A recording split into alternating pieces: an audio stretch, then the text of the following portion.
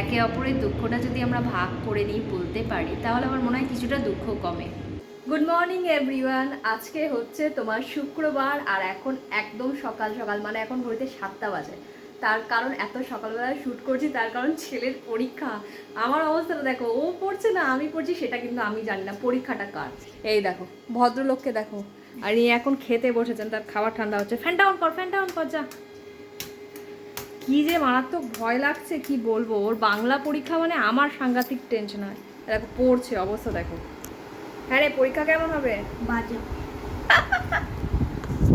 পরীক্ষা বাজে হবে। কালকে পড়েছে, আমার এত শরীর খারাপ ছিল, তার মধ্যে যেটুকুনি পেরেছে এখনো মানে নিজে স্কুলে পড়ার সময় এত টেনশন করিনি, এদের পরীক্ষার সময় যা টেনশন। তাড়াতাড়ি রেডি হয়ে নে। কি হলো? ও আচ্ছা, ভালো করে পরীক্ষা দিও, খুব টেনশনে পরীক্ষা দিও না, লেখার চেষ্টা করো, বানান ভুল করো না। আজকে বাংলা পরীক্ষা, ওর বাংলা পরীক্ষা আর আমার জীবন যুদ্ধ। সাবধানে সাবধানে। দেখ কুচুপুরি আছে?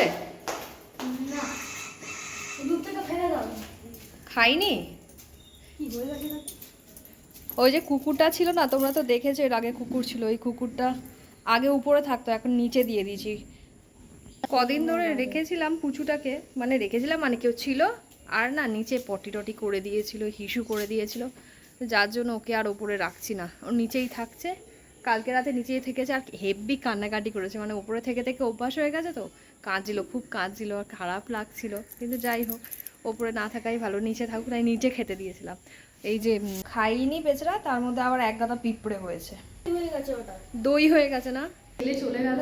এইবার দেখাচ্ছি তোমাদেরকে কেন কুচকুটাকে রাখছি না। তারা এই দেখো, এই যে এই জায়গাটাতে না, এই জায়গাটাতে পুরো পটি করে দিয়েছিল, পটি হিসু সব করেছিল এই নিচের জায়গাটা। আমি তো দেখিও নি, হঠাৎ করে এরকম পটি হিসু সব করে রেখে দিয়েছে। তো যাই হোক, আর কি গন্ধ।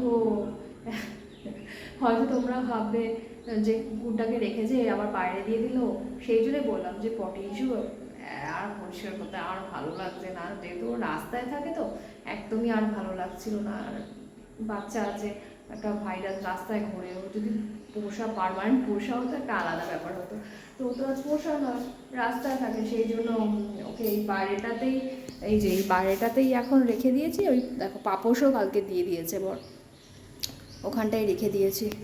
ঠান্ডা লাগে বেচারা, কী করবে, তার জন্য পাপোশটা দিয়ে দিয়েছিলাম।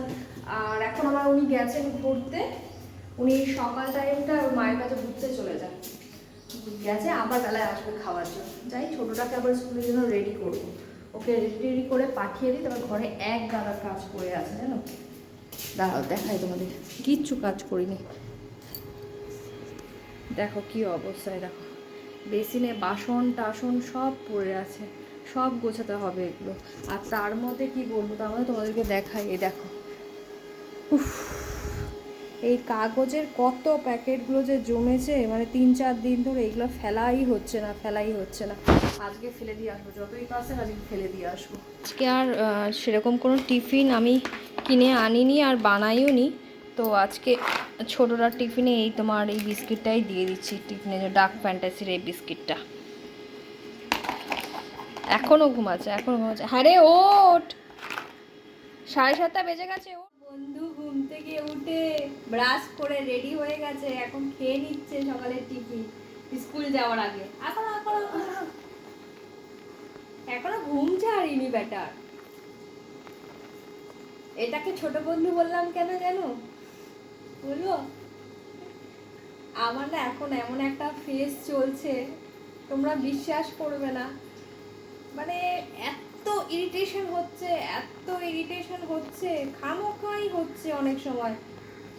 কখনো অতিরিক্ত রেগে যাচ্ছি, কখনো মনে হচ্ছে বাড়িতে থাকতেই ভালো লাগছে না, মানে কোথাও একটা বাড়ি ঘর সব ছেড়ে ছুড়ে সব কিছু ছেড়ে পালিয়ে যায় না।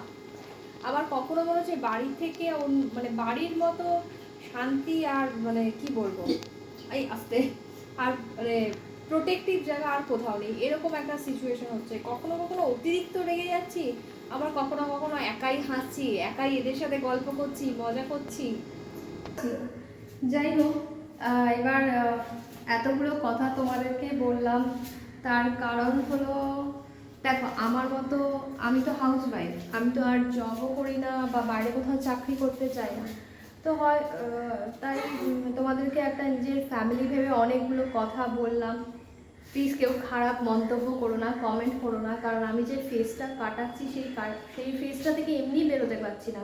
আরও যদি তোমরা এমন কোনো নেগেটিভ কমেন্ট করে দাও তাতে হয়তো আমি আরোই বেরোতে পারবো না। এমনি আমি মেন্টালি সত্যি খুব ডিস্টার্ব রয়েছি, আজকে থেকে না বেশ অনেকগুলো দিন থেকেই ডিস্টার্ব রয়েছি, সেই ফেসটা এমনি আমি কাটাতে পারছি না। তো তোমাদেরকে তো বললাম অনেক কিছু ট্রাই করছি, হচ্ছে না কোনোভাবেই, সত্যি হচ্ছে না। এখানে কোনো ভিউজ বা অন্য কোনো কিছুর জন্য কিন্তু এটা করা না, মানে আমি সত্যি বলছি, এটা নিজের মন থেকে বলছি, খুব বাজে পরিস্থিতি আমি কাটাচ্ছি। কেউ মানসিকভাবে কাটায়, কেউ অর্থনৈতিকভাবে কাটায়, কেউ শারীরিকভাবে কাটায়, আমি সব রকমভাবেই হয়তো কাটাচ্ছি। যাই হোক, সেটা মানুষের জীবনে আপস অ্যান্ড ডাউন, ভালো মন্দ তো লেগেই থাকে, সবার জীবনেই আছে। কেউ সারা জীবন সুখী হয় না, কেউ সারা জীবন দুঃখী হয় না, একটা কয়েনের দুটো পিঠের মতো, ভালো মন্দ মিলিয়েই তো জীবন। তো যাই হোক, সেটা কাটাচ্ছি। আর তোমরা একটু প্রে করো, পাশে থেকো, সাপোর্ট করো প্লিজ আমাকে, যেন এই ফেসগুলো কাটাতে পারি সব রকমভাবে। লাইক সাবস্ক্রাইব করে দিন, তাহলে আমার গাড়ি এসছে। আচ্ছা, লাইক চ্যানেল সাবস্ক্রাইব করে দিই, ওর গাড়ি এসে ওকে স্কুল পাঠাবো। এই দেখো যাচ্ছে, চলো চলো চলো চলো চলো, খোলো, লক খোলা আছে।